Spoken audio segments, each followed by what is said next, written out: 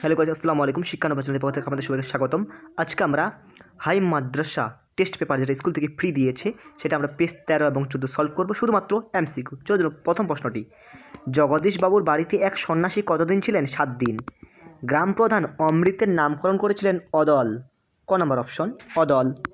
আমাদের চোখ ঢাকা আমরা ভিখারি 12 মাস। ঘ নম্বর অপশন পলিটিক্যাল সাসপেক্টর নাম ছিল সব্যসাচী মল্লিকের। আফ্রিকা কিসের ছদ্মবেশে বিদ্রুপ করেছিল? বিরূপের ছদ্মবেশে। লাঠি তোমার দিন ফুরাইয়াছে কথাটি লিখেছিলেন বঙ্কিমচন্দ্র চট্টোপাধ্যায়। এখানে শুধুমাত্র বঙ্কিমচন্দ্র আছে, বঙ্কিমচন্দ্র। তোরা সব জয়ধ্বনি কর কবিতাটি বাক্যটি কবার ব্যবহৃত হয়েছে না কবিতা বাক্যটি কবার ব্যবহৃত হয়েছে? 19 বার। লক্ষণা যে অর্থে প্রকাশ করে। খ নম্বর অপশন বোধমূলক। কোনটি অনুসর্গের দৃষ্টান্ত? ক নম্বর অপশন চেয়ে। আসক্তি শব্দের অর্থ? ক নম্বর অপশন নৈকট্য। বন্ধুরা, যদি আমাদের ভিডিওটা তাদের হেল্পফুল হয়, কাজে লাগে, তো অবশ্যই আমাদের চ্যানেলটিকে সাবস্ক্রাইব করবেন। আর এরপরের সেটটি আপনারা পেয়ে যাবেন এবং পরের নোটিফিকেশনগুলি আপনার চ্যানেলে চলে যাবে। ব্রীহি শব্দের অর্থ খুব ইম্পর্টেন্ট প্রশ্ন। ধান।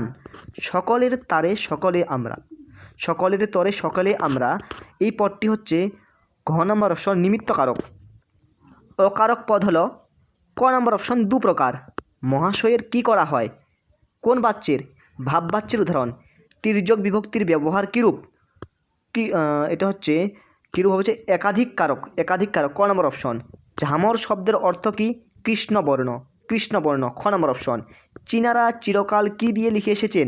তুলি দিয়ে। প্রশ্নটি বারবার আছে। চীনারা চিরকাল কি দিয়ে লিখে এসেছেন? তুলি দিয়ে।